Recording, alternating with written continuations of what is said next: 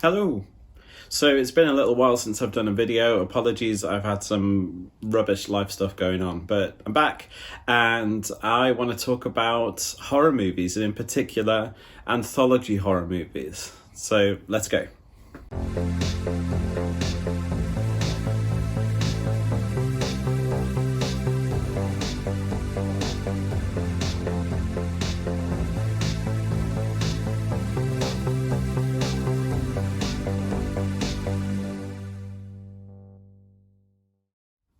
Okay, so what do I mean by anthology horror movies? So these are movies that have lots of little stories in them, whether they all intertwine in some way or whether they're completely unrelated. They're all short little stories all into one movie. So that's what I'm talking about when I say anthology movies. So this is going to be 10 anthology horror movies that I think you need to check out, and they're going to be in no particular order. But before we start, I just want to say thank you to my friend Claire, who got me this awesome StooToob lamp.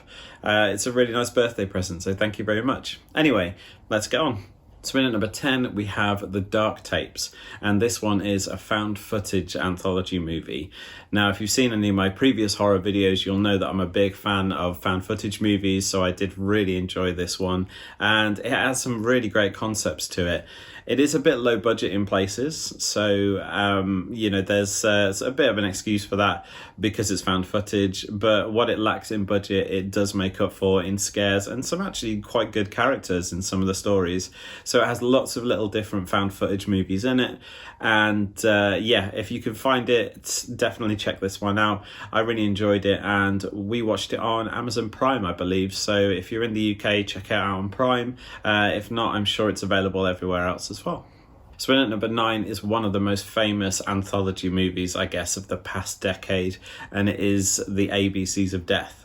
And there's two of these, so there's ABCs of Death 1 and 2, and that's because basically these movies take a letter from the alphabet, so there's 26 short stories, or 26 kills in a sense, and each one has a different director. Now they're all very different in terms of the mediums that they use as well, so sometimes, as you'll see, there's bits of animation, sometimes it's stop motion, sometimes it's live action, it's all kinds of genres. And some of these kills can be pretty gruesome. Some of the subject matter can be quite on the nose, and some people might find it quite disturbing. But at least you know that when you're watching this, you're only going to be watching whatever you're not comfortable with for a very short time, and then you'll be moving on to the next letter. So hopefully you can either skip that letter or just wait for it to end, and you might enjoy the next one. I really enjoy these ones. I think they vary in quality again in terms of the execution of some of these, but it's definitely one that you'll enjoy if you love anthologies, and also if you just love variety. There's a bit of something for everyone in this one, so yeah, check out ABCs of Death 1 and 2. Next up at number 8, we have the reason for me making this video, and that is VHS. So I found out that there's a new VHS coming out soon. It's VHS 1994. I think it's going to be exclusive to Shudder, but don't quote me on that. And I thought, well, if that's going to be the case and it's going to be, VHS 4, I want to talk about other anthology movies that I really love. So the VHS series are also found footage anthologies, and they all have one thing in common, which is that they have sort of a long arching sort of thread between the films, and they show the short stories in that way. For instance, the first one had a group of guys breaking into a house to try and find one VHS tape, but it turns out that the whole house, it has lots of VHS tapes in there. One guy starts watching them, and that's where your anthology cues come in. And I love the first one. I think the first one is incredible. It has some great concepts in it and just some really, really memorable scares. The second one is quite good, but sort of ramps up the budget and doesn't necessarily always execute them quite well, but it's still really, really good, and it's still quite fun to watch, especially if you enjoyed the first one. The third VHS is called VHS Viral. I didn't enjoy this one as much. I didn't think it had as many great concepts and as much steam as the other two, but it's still a fun watch, especially if you're a fan of the genre or if you're a fan of anthologies. But yeah, fingers crossed for VHS 1994. I'm really looking forward to it, and and I'm hoping that it sort of gets that spark back from the first one, because it could be a classic. If it's based in 1994, it could be great. So next up at number 7, we have Patient 7. Now, this one is set in a hospital, in a sort of mental asylum, and you have a psychologist who interviews 6 different patients, and that's where your 6 different stories comes in, and he thinks that they're all connected in some way to the sinister Patient 7. And this one has a really great concept to it as well. I thought it was really well executed and has some really crazy deaths in it as well. I enjoyed it. The only thing is, I do find that sometimes the horror genre makes mental illness a little bit exploitative, and it doesn't always sit right with me. But when it's done reasonably well as it can be, then I can kind of, excuse it a little bit. This one, I didn't mind it so much. I don't think it goes too far in what it does and what it's trying to say. In doing that, it doesn't really sort of try and link like mental illness to, violence and killing and things like that. So I just thought that this was a really, really cool film in terms of the sort of fantasy element that it brought to it. So if you can track down Patient 7, check it out and see what you think.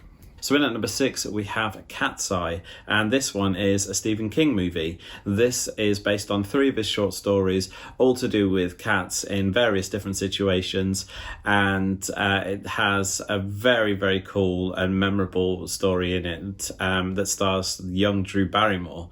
And this one is all about a girl played by Drew Barrymore who is visited at night by a little goblin, a little troll that comes out of her wall, and her cat comes to sort of scare it off. Now, when I was a child, I watched this and it scared the crap out of me. I don't know why. I've watched it since and thought this was pretty tame, but still enjoyable, and still a really, really fun movie. But for some reason, that stuck with me, and gave me nightmares at the time when I was really young.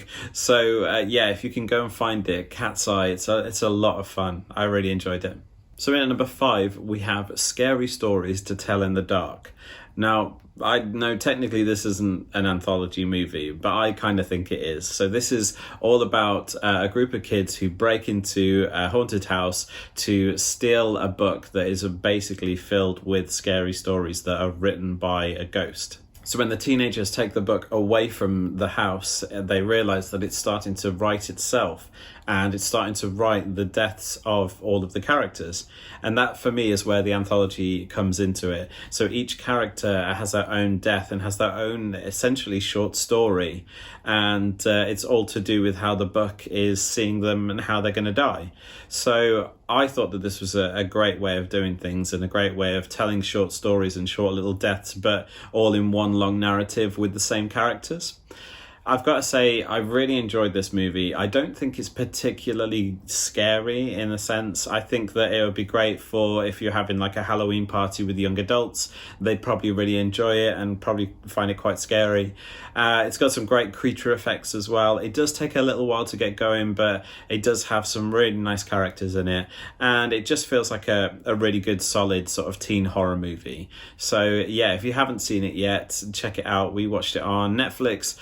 But it is widely available. I think a lot of people have seen it now, but if you haven't, it's definitely worth watching. So in at number 4, we have Trick or Treat, and this one is, for me, a Halloween classic.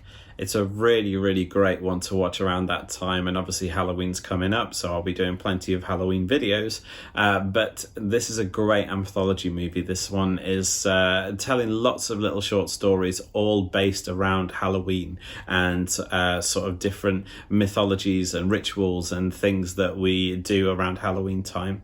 It stars a young Anna Paquin, and also it gave us Sam, which is the sort of boy that you see on the front, who looks a little bit like a scarecrow and has a sack over his head, and he's become pretty much like a horror icon because of this movie. So if you can find it, definitely check this one out, but of course watch it around Halloween time. It's just perfect. So in at number 3, we have another Halloween movie, and this one is called All Hallows Eve. And there's 2 of these, but I'm going to focus on the first one because I watched the second one recently and it wasn't very good.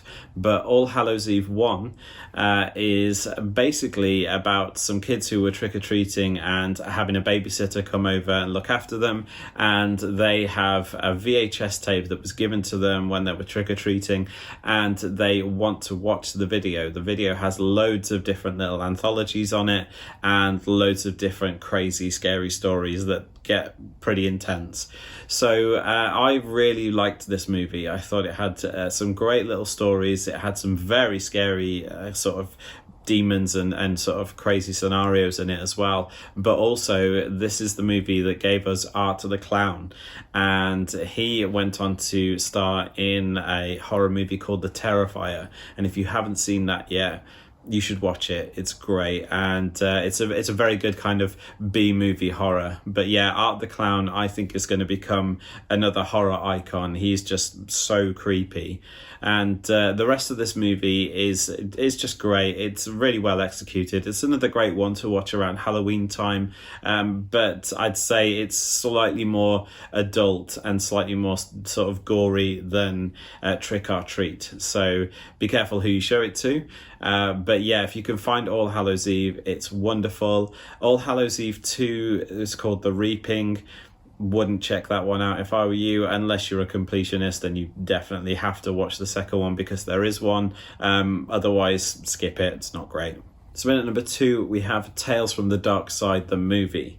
And this one, again, is quite old, like Cat's Eye. It's around the same time as that movie. And this one stars the icon that is Debbie Harry from Blondie. And she is telling short stories to a little boy that she has in a cage who she's about to cook. So already you know that this is going to be quite a dark film. This film also stars Christian Slater in one of the anthologies, but each of the anthologies in this movie are by different directors and different story makers. One of them, I believe, is Stephen King as well. I have to say, this is probably one of my favourite anthology movies of all time, and I've owned a copy since I was a teenager. I still have it on video. I absolutely love this movie, not just because Debbie Harry's in it, but also just because it has some really great stories, and some of them have like a sort of classic horror element like The Mummy, and has some weirder horror elements like the gargoyles at the end, but it's definitely one that you'll always be talking about if you've seen it, and everyone should watch this one. It's just something that all horror fans would enjoy. So before we get to our last pick, I want to hear from you. So have you seen any of these anthology movies? Are there any that aren't on this list that you think should be? Let me know in the comments, and also let me know, obviously, if you go away and watch any of these movies, come back and let me know what you think, because I love hearing some of your views. And some of the best horror movies that I've watched over the past year have been recommended by people like yourself who have watched my videos and then got into the comments and recommended some films for me. So I have to say thank you if you've commented, liked, subscribed, anything like that. If you've interacted with me and recommended stuff, I do try and watch them all if I can. So yeah, you've given me a lot of stuff to watch recently. Anyway, so if you haven't already, press the subscribe button so that you can see my video next. And I've got lots of different things coming up, especially obviously with it being Halloween time coming up soon as well. But I've got some more gaming stuff, a little bit of comic books, and another music video coming up as well. So yeah, make sure you hit the like button, hit subscribe, and obviously I'll see you in the next one. But let's get to our final pick. So in at number 1, we have The Field Guide to Evil. Now, this is the anthology movie that I've watched most recently, and I have to say it's fantastic. There are 8 stories in this one, and I've got to say the first one probably should have been saved till last because it's the one that I found the most scary. And I have to say there's some really, really cool, weird sort of folklore and mythology elements to this. It has stories from all the way around the world and in various languages as well, or with subtitles, obviously. But it's just a really great movie to sit and watch with lots of different styles, so everyone will enjoy a different part of it. But it's one that I think has flew under the radar for a lot of people, maybe just because of the cover. It looks a little bit generic and doesn't really look like the kind of thing that everyone's going to enjoy, but I have to say it pleasantly surprised me. I thought it was so good, and I'm surprised that a lot of people haven't heard of it. I think that it's definitely one that you should check out if you're a horror fan, but also if you're an anthology fan, you need this in your collection. I've ended up buying it, so that's how much I enjoyed it. But yeah, Field Guide to Evil, prepare yourself. It's quite a ride. So that's it. That's 10 anthology horror movies that I think you should check out. And as I mentioned, let me know in the comments if there are any that you think I've missed out. I know there's quite a few out there, so any recommendations are always welcome. And I'll probably do another one of these because there are a few that I've missed off this list that I definitely want to talk about in future. But anyway, thank you for watching, and yeah, I'll see you in the next one. Bye.